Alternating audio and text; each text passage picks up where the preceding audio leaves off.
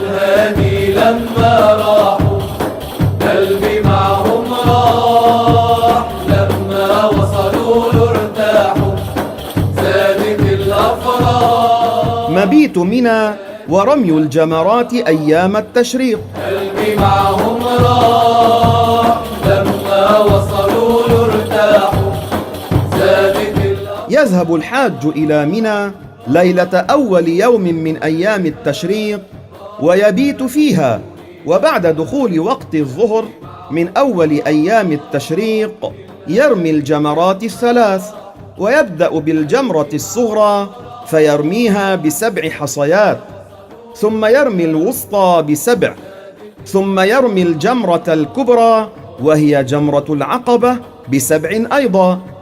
ويشترط أن يرميها حصاة حصاة في الحوض المخصص لها، ويستحب التكبير مع الرمي.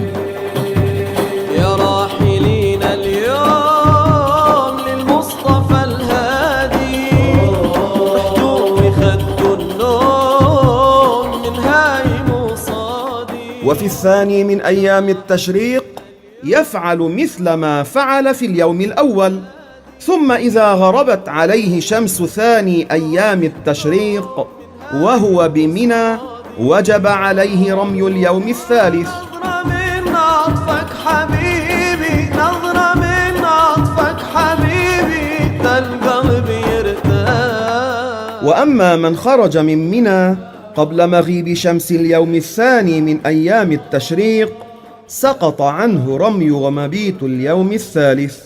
ومن خاف على نفسه من الزحمة فله أن يؤخر كل الرمي إلى اليوم الثالث من أيام التشريق إن شاء. يا ما تمنيت هذا اليوم وحنيت، يا ما تمنيت هذا اليوم وحنيت. يوم ببابك مع أحبابك، مع عشاقك، مع مداحك، نظرة يا طه برضاك.